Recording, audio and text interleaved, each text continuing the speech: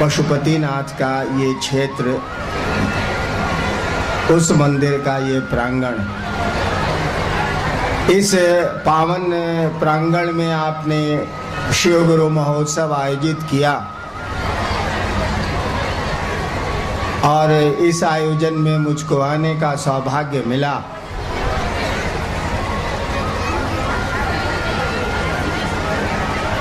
आप लोगों को पहले बैठना चाहिए, ये आध्यात्मिक चर्चा है।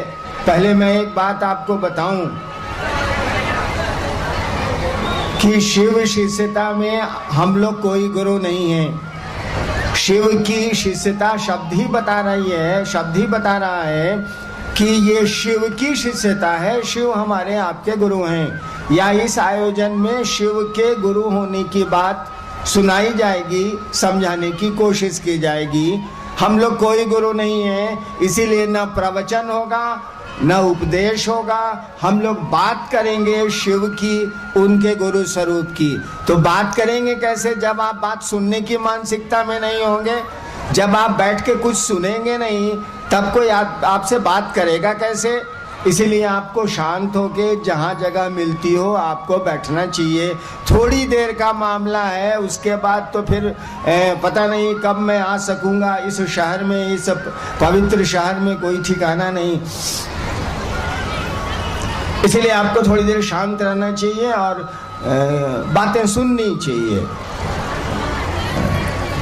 हम लोग इस आयोजन के माध्यम से, इस कार्यक्रम के माध्यम से आपको ये बताना चाहते हैं, आपको ये सुनाना चाहते हैं कि जिस महादेव की पूजा, जिस पशुपतिनाथ की पूजा कई हजार वर्षों से हमारे आपके बीच होती चली आई है।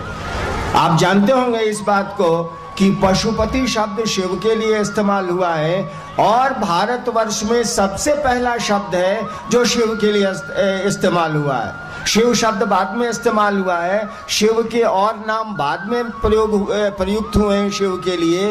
इस पूरे भूखंड में, भारत भूखंड हो या अगल बगल का जितना भी क्षेत्र था या है, उसमें पशुपति शब्द सबसे पुराना है। करीब 10,000 11,000 साल हो गए हैं। शिव के लिए ये पहला शब्द है जो शिव के लिए इस्तेमाल किया गया। हमारे साहित्य में या हमारी खुदाइयों में या हमारे जो जमीन के नीचे से सामान पहले के मिले हैं उसमें यही हमको मिला है। और यह सबसे पुराना शब्द है पशुपति। पशुपति सबसे पुराना शब्द है जो शिव के लिए इस्तेमाल हुआ है। क्यों इस्तेमाल हुआ है, सोचा कभी? शिव को पशुपति नाथ कहा जाता है। पशुओं का जो मालिक है उसके भी नाथ हैं वो। पशुओं का जो पति, पति माने राजा, पति माने मालिक, पशुओं का जो पति है उसके भी वो नाथ हैं, उसके भी वो मालिक हैं। पशु किसको कहते हैं?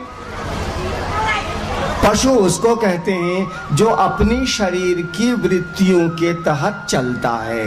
भूख लगेगी भोजन करेगा, प्यास लगेगी पानी ढूंढेगा। एक कल्पना करिए तो एक कुत्ता ससुराल गया, हम जानवर की बात कर रहे हैं, पशु की बात कर रहे हैं। एक कल्पना करिए, चलिए हम लोग सोचते हैं, एक कुत्ता ससुराल गया। हम भी ससुराल गए हैं, आप भी जाते हैं जिनकी शादियां हुई हैं। हम लोग ससुराल जाते हैं तो भूख लग जाती है। अगर गाड़ी से गए तो हमारा तो ससुराल और जंगल में है, 60 किलोमीटर जंगल में जाना पड़ता है। कुछ मिलता उलता उस समय तो और कुछ नहीं था। जाते जाते भूख लग जाती है। आप भी जा रहे हैं ससुराल, बस की लंबी यात्रा है, यहाँ से जा रहे हैं विराटनगर। अब विराटनगर जाने में भूख तो लग जाएगी। कहीं कुछ अगर मौसम ठीक रहा तो मिल भी जाएगा, अगर बारिश हो रही है तो कुछ मिलेगा भी नहीं। आपको खूब भूख लगी है, उधर से ससुर जी आके पूछ रहे हैं क्या हाल है मेहमान, कैसे हैं आप? और आपके पेट में चूहा नहीं हाथी कूद रहा है कि जल्दी से कुछ खाना मिले। उधर से सास आके पूछ रही है बउआ कैसे हैं आप? आप बोल रहे हैं जी माँ जी ठीक है। उधर से साला आके पूछ रहा है क्या हाल है, मस्ती है ना? हाँ भैया मस्ती है। कोई नहीं कह रहा है कि अभी खाने की बात, अभी तो हाल चाल चल रहा है और आप चुपचाप बैठे हैं, ससुराल गए हैं, इज्जत का मामला है। साला बोले कैसे? आदमी की भूख लगी है, पहले खाना तो दोनों यार, बाद में हालचाल पूछना। कोई नहीं बोलेगा। अब एगो कुकुर गया ससुराल, उसको लग गई भूख। उसकी सास पूछेगी का हो का हलवा, ससुर पूछेगा का बउआ कैसे हो, वो कुछ नहीं देखेगा, सूंघेगा, सूंघ के सीधे रसोई घर में चला जाएगा, लगेगा भात दाल चपर चपर खाने। देखिए जानवर और आदमी में यही अंतर है। एक जगह आप मांस का टुकड़ा रख दीजिए या खाने का सामान रख दीजिए और 5 कुत्तों को वहां छोड़ दीजिए, उसमें जो सबसे बलशाली होगा, सबसे ताकतवर होगा, वो सबको मार के भगा देगा, खा जाएगा। आज जबकि भोरे हुए खाया है, बाकी चारों कुतवा नहीं खाया है कले से। भोरे हुए मोटके कुतवा, मोटा है इसका मैंने खाया होगा, तुम्हारे मोटा है साला, वो खाया है। अचानक 2 बजे आप उसको खाने के लिए बुला दिया, 5 को कुत्ता वहां पर है, खाना दे दिए आप। देखिएगा जो सबसे ताकतवर है, भोरे भर पेट खाया है, उस सबको हाउ हाउ हाउ करके दांत निकाल के भगा देगा, अपने सब खाना खा जाएगा। आप खाना रख दीजिए 5 आदमी के बीच में, आप 5 आदमी के बीच में भोजन रख दीजिए।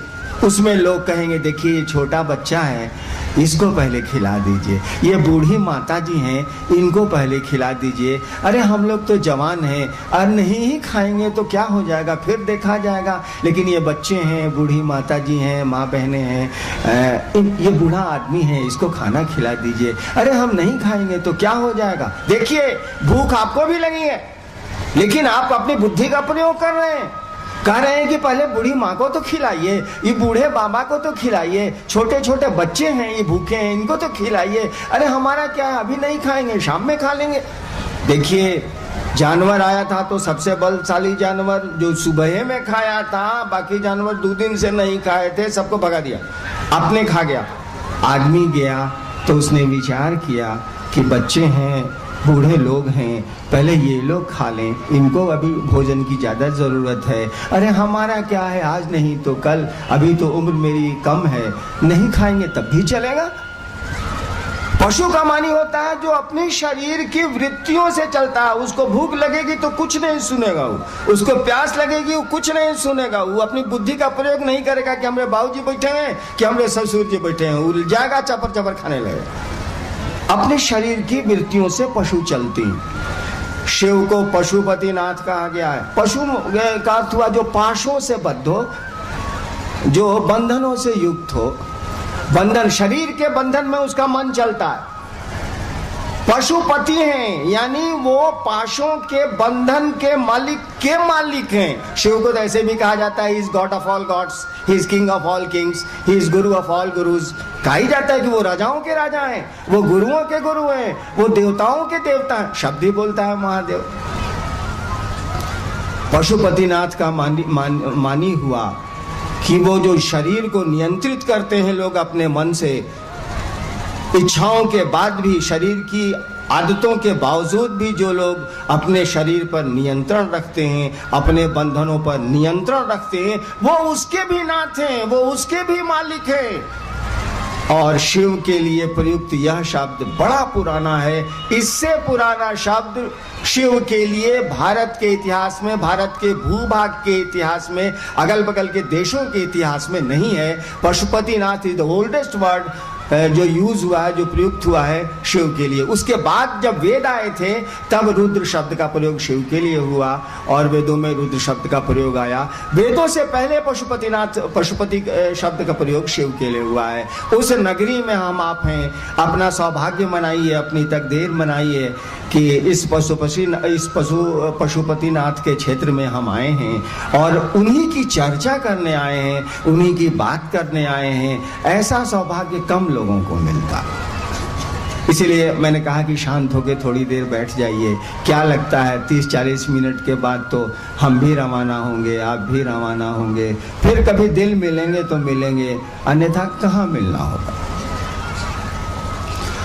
हम लोग कह रहे थे कि जो पशुपतिनाथ है उसके बारे में, जैसे हमने बता दिया कि ये सबसे पुराना शब्द है जो शिव के लिए इस्तेमाल हुआ है भारत के साहित्य में। उसमें साहित्य था ही नहीं, उस समय न कोई जाति थी न कोई धर्म था। जो शिव का इतिहास है, जब से शिव की पूजा का प्रचलन हमारे यहाँ है तब से उस समय से यहाँ कोई नहीं था। द्रविड़ थे, ऑस्ट्रियंस, जो इतिहास पढ़े हैं लोग, द्रविड़ थे, ऑस्ट्रियंस थे, मंगोल्स थे, यहाँ के वो पुराने आदिवासी थे। उस समय तो न कोई धर्म था, न कोई जाति थी, कुछ नहीं था। ये क्लान थे, क्लान जिसको कहा जाता है, विभिन्न वर्ग के लोग थे, ऑस्ट्रियंस, मंगोल्स और द्रविडियंस, ये लोग थे। खैर इतिहास की बात है, इससे क्या, छोड़िए इसको। बहुत पहले से हमको आपको पता है कि ये पशुपतिनाथ देने वाले का नाम है। बहुत पहले से पता है ये आशुतोष हैं। आशुतोष शब्द का हमारे आपके शब्दकोश में अर्थ है जो शीघ्र प्रसन्न होता है। हमारे आपकी डिक्शनरी में, हमारे आपके शब्दकोश में, हिंदी के शब्दकोश में या संस्कृत के शब्दकोश में आशुतोष शब्द का अर्थ होता है जो शीघ्र प्रसन्न होता है, तुरंत खुश हो जाता है। हमको आपको पता है कि आशुतोष हैं। जल चढ़ाने से भी काम चल जाता है। भारत के बंगाल राज्य में गाल बजाने से भी काम चल जाता है। कहीं बेलपत्र जिसको जानवर भी नहीं खाते हैं उसको भी चढ़ाने से काम चल जाता है। ये तुरंत प्रसन्न हो जाते हैं, बड़ी आसानी से प्रसन्न हो जाते हैं। और मैंने तो एक कहानी सुन रखी है कि महाशिवरात्रि का दिन था। एक कहानी है, एक चोर घूम रहा था कुछ चुराने के लिए, तो महाशिवरात्रि के दिन रात भर घर में लोग जगे रहते हैं, शिव का पर्व मनाया जाता है। तो चोर को स्कोप नहीं मिला, मौका नहीं मिला किसी घर में चोरी करने का। तो चला गया, मंदिर की तरफ गया तो देखा कि मंदिर में कोई नहीं है, रात का 1-2 बज रहा है, लेकिन मंदिर खुला हुआ है। महाशिवरात्रि का दिन था, मंदिर खुला हुआ है। उसने सोचा कि शिवलिंग के ऊपर जो पीतल का सुंदर घंटा टंगा हुआ है, साले इसी को खोल लेते हैं, कुछ तो माल मटेरियल मिलेगा। अब वो चढ़े कैसे, खोले कैसे, ऊंचाई पर घंटा था। कहा कि दूर चुराने ही आए हैं तो कौन सिद्धांत बघारना है, शिवलिंग पर चढ़ गया, घंटा खोल लिया। कहानी कहती है कि महादेव खुश हो गए, बोले कि साला हम पर सब चढ़ाता है, ये अपने ही को चढ़ा दी, जे ले से ले जा जो। देखिए शिव की ये कहानियां हमारे आपके बीच में हैं जो बतलाती हैं कि वो तो ओढ़रदानी है, कुछ भी दे सकता है। रावण को त्रैलोक की शक्ति उसने दी। जो कहानी है भैया सच है क्या है हम नहीं जानते हैं, जो पढ़ा है या आपने पढ़ा है। रावण ने त्रैलोक की शक्ति पाई शिव से, भगवान विष्णु ने चक्र सुदर्शन पाया शिव से, श्री कृष्ण की राय पर अर्जुन ने पशुपतास्त्र पाया शिव से, शुक्राचार्य ने संजीवनी विद्या ली भगवान शिव से। तो लेने का सिलसिला बड़ा पुराना है और उनके देने का भी सिलसिला बड़ा पुराना है। तो हम आप उनके लेने देने में क्यों पड़े, हमको भी जरूरत होगी तो जेबे करेंगे, मांगबे करेंगे, आदमी है क्या करें, के देगा, वो ईश्वर है। इसीलिए जो दे सकते हैं उतना कोई नहीं दे सकता है। इसीलिए जान लीजिएगा कुछ शब्द हैं जो शिव के लिए इस्तेमाल होते हैं, बाकी किसी देवता के लिए इस्तेमाल नहीं किए जाते। अघोरेश्वर मात्र शिव के लिए इस्तेमाल होता है, अर्धनारीश्वर मात्र शिव के लिए इस्तेमाल होता है, महाकाल मात्र शिव के लिए इस्तेमाल होता है, महामृत्युंजय मात्र शिव के लिए इस्तेमाल होता है। अन्य ढेर सारे शब्द हैं जो शिव को छोड़ के किसी देवता के लिए इस्तेमाल इस भूभाग में नहीं होते, हमारे यहाँ नहीं होते, हम लोग नहीं करते हैं। कुछ शब्द हैं जो शिव के लिए होते हैं। उन शब्दों की अगर आप व्याख्या कर लें, उन शब्दों पर आप विचार कर लें, महाकाल शब्द पर आप सोच लें जरा सा, अघोरेश्वर शब्द पर सोच लें जरा सा, महामृत्युंजय शब्द पर सोच लें आप जरा सा, आपको तुरंत लग जाएगा ये तो भगवान का नाम है, ये तो ईश्वर का काम है, ये तो परमात्मा का काम है। हम आप सोचते नहीं है, इसीलिए इधर से उधर होते हैं। आप उस शब्दों पर विचार करिए। चलिए को शब्द लें, क्या इतना समय तो नहीं है। जैसे महाकाल शब्द ले लीजिए, मात्र शिव के लिए इस्तेमाल होता है। महाकाल शब्द का अर्थ क्या होता है, सोचा कभी? वह जो काल की परिधि से बाहर हो। अकाल सिखों में है ना, अकाल तख्त, अकाल और महाकाल एक ही चीज है।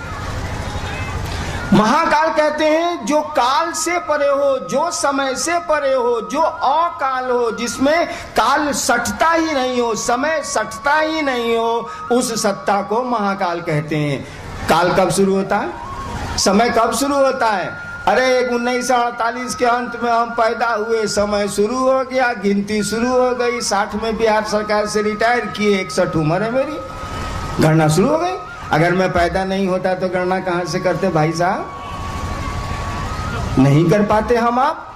यानी जब भी कोई चीज दिमाग में या इस भौतिक जमाने में, इस संसार में बनेगी, समय लागू हो जाएगा।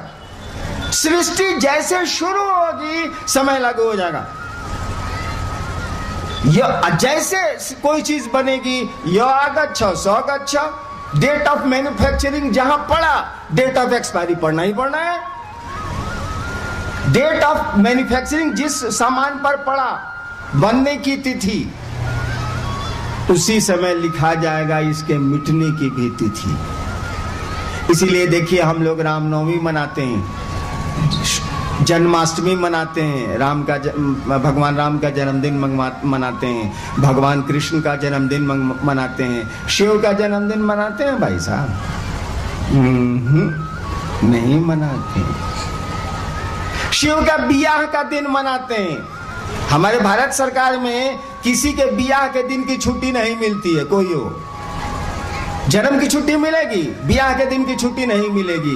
क्या करेगी भारत सरकार? उसको पता नहीं है कि महादेव का जन्म हुआ था कि नहीं हुआ था, और जब जन्म नहीं हुआ था तो कोई मरेगा कहां से? कहा कि टंटा में कौन पड़ेगा, साला बियाह का दिन दे दो। और महाशिवरात्रि की छुट्टी हो गई। होती है, सब सरकार में होती है, सब जगह होती है। तो काल तभी लागू होगा, काल की पैदाइशी होती है, काल की शुरुआत ही होती है, काल पैदा ही होता है जब कोई चीज बनेगी। यानी ये सृष्टि बनी होगी तो काल बना होगा, समय बना होगा। कोई चीज बनेगी नहीं तो समय कहां से लागू होगा? जब ये सृष्टि बनी होगी, कहा जाता है उपनिषद में, इच्छा मात्र प्रभो सृष्टि। ये पूरी की पूरी सृष्टि उस परमात्मा की मात्र इच्छा है। एक बात बताइए तो, ये सामियाना क्या है, ये हवाई जहाज क्या है, ये पानी का जहाज क्या है, ये इतना सामान जो बना दिए हैं, ये कौन चीज से बनाए हैं भाई साहब? मात्र आदमी की इच्छा ने इन चीजों को बना के रखा है। हम लोग स्कूल में पढ़ते थे, all real castles were first air castles. School में अंग्रेजी में हम लोग पढ़ते थे कि जितने आप सचमुच के महल देख रहे हैं, एक दिन कल्पनाओं के महल थे कि नहीं थे? आदमी ने सोचा होगा कि नहीं सोचा होगा, तभी तो बनाया होगा। जैसे जैसे जरूरत पड़ी वो बनाता चला गया। ठीक उसी तरह से इस संसार में हमने आपने जो कुछ भी बनाया है वो हमारी इच्छा का परिणाम है, ठोस इच्छा का परिणाम है, संकल्पित इच्छा का परिणाम है। कहा जाता है कि ये संसार भी उस शिव की इच्छा का प्रतिफल है, उस शिव की इच्छा का ये परिणाम है। It is the mental projection of that cosmic father. ये जो दुनिया है, ये जो संसार है, उस शिव की मात्र इच्छा है। हमारे शास्त्र, हमारी उपनिषद कहती है, इच्छा मात्र प्रभो सृष्टि। ये जो सृष्टि है वो उस प्रभु की मात्र इच्छा है, मात्र इच्छा है। उसने इच्छा की होगी, जैसे मन में इच्छा की होगी, और फिर उसको उसकी इच्छा में और होने में अंतर नहीं आता। हमारी इच्छा और होने में अंतर आता है, उसकी इच्छा और होने में अंतर नहीं आता। जैसे उसने इच्छा की होगी, समय लागू हुआ होगा, सृष्टि बनी है, खंड खंड टूटेगी, खंड खंड रहेगी। कहा जाता है कि उत्पत्ति, स्थिति और लय तीनों क्रम एक साथ चल रहे हैं, पल प्रतिपल। उत्पत्ति भी हो रही है पल प्रतिपल, स्थिति भी है, पालन करना, स्थिति भी है पल प्रतिपल, और विनाश भी है पल प्रतिपल। लगातार चल रहा है, चल रहा है, चल रहा है। यानी सब कुछ चल रहा है। उसकी इच्छा मात्र से सृष्टि हुई और समय चल रहा है। समय बताएगा क्या टूटा है, कब टूटा है, क्या बना है, कब बना है, ये समय बताएगा। कहा गया वो महाकाल है, यानी सृष्टि की इच्छा के पूर्व वो है वो, यानी सृष्टि नहीं भी है तब भी शिव है। और इसीलिए शब्द का इस्तेमाल किया गया महाकाल। वह शिव अकाल है, समय वहां लागू नहीं होता है। समय लागू सृष्टि के बाद होगा, कोई चीज बनेगी तब लागू होगा। कहा गया, हे शिव सृष्टि के पहले भी आप थे, हे शिव सृष्टि के बाद भी आप रहेंगे। आप तो अकाल हैं, आप तो सत्य हैं, शिवम हैं, सुंदरम हैं। सत्य शब्द का अर्थ होता है जिसमें कभी भी कोई परिवर्तन नहीं होता है। सत्य शब्द का जो अर्थ होता है आप पढ़िएगा, सत्य का मानी होता है वैसी वस्तु जिसमें कभी भी कोई भी परिवर्तन नहीं होता है। कहा जाता है शिव सत्य हैं, शिव सुंदरम हैं। वो ईश्वर की कल्पना है। एक महाकाल शब्द उठाया तो हमको इतना समय लग गया, और भी शब्द उठाऊंगा तो आप प्रमाणित हो जाएगा कि ये शिव की परिकल्पना जो है वो ईश्वर की है। सुरासुर पूजित कहा जाता है उनको सुर प्रवृत्ति वाले भी पूजते हैं, असुर प्रवृत्ति वाले भी पूजते हैं, इसलिए शिव को कहा जाता है आप सुरासुर पूजित हैं, सुरों से भी पूजित हैं, देवताओं से भी पूजित हैं, जिनकी असुर प्रवृत्तियां हैं उनसे भी आप पूजित हैं। आप तो सबसे पूजित हैं, सबको देते हैं, सब आपके हैं। ये तो मैं शिव पर बोलने लगा, आया था शिव गुरु की बात करने। लेकिन देखिए, ये जो शिव ईश्वर है तो वो गुरु भी है। शिव अगर ईश्वर है तो वो माँ भी है, बाप भी है, सारे गुण उसमें हैं, अन्यथा होंगे ही नहीं धरती पर। इस संसार में, इस जगत में, इतने जीवों में जो कुछ भी दिख रहा है उसी का मेंटल प्रोजेक्शन है, उसी की कल्पना है, उसी की इच्छा है। यानी यहाँ जो कुछ भी है सब वहां मिलेगा आपको, और वहां जो कुछ भी है वो मिलेगा आपको यहाँ। वो गुरु भी है, इसीलिए हमारे शास्त्रों ने कहा कि वो गुरु हैं। कहा गुरु नहीं, गुरुओं के गुरु हैं। कहा गुराधिपति हैं, अधिपति माने राजा, मालिक। वो गुराधिपति हैं, गुरुओं के राजा हैं। कहा वो जगत के गुरु हैं, जगत गुरु नमस्तुभ्यम शिवाय शिवदाय च। शास्त्र हमारे बोल गए, साधु हमारे बोल गए, बुजुर्ग हमारे आज भी बोलते हैं कि शिव गुरु हैं। लेकिन इस गुरु का इस्तेमाल हमने आपने नहीं किया। उससे खुशियां ली हैं हम लोगों ने, उससे रोग मुक्ति ली है हम लोगों ने, उससे बहुत कुछ लिया है हम लोगों ने और हमारे पूर्वजों ने और सबने, लेकिन ज्ञान नहीं लिया। ज्ञान लेने का सिलसिला नहीं चला, ज्ञान लेने की आदत नहीं डाली गई। अरे वो सब कुछ दे सकता है तो ज्ञान भी दे सकता है। हम लोगों ने कहा कि ये गुरु भी है, आप लीजिए इससे, इसकी पूजा करें आप, लेकिन पूजा का तरीका बताएगा कौन, पूजा का रिजल्ट देगा कौन, पूजा के नतीजे देगा कौन? गुरु ही ना बताएगा। भाई गुरु का ही ना काम है। आपको शैक्षणिक ज्ञान चाहिए, पढ़ाई का ज्ञान चाहिए, तो कौन देगा? किताबें जीना शिक्षक देंगे, उसके लिए सरकार शिक्षा बहाल करती है, उसके लिए विद्यालय खोले जाते हैं, महाविद्यालय खोले जाते हैं, विश्वविद्यालय खोले जाते हैं बच्चों को ज्ञान देने के लिए, लोगों को पढ़ाने के लिए। ठीक उसी तरह से कहा जाता है आध्यात्मिक गुरु भी अपने शिष्य को अपने जैसा बनाता है। कोई भी गुरु अपने शिष्य को परमात्मा से जोड़ता है, शिव से जोड़ता है।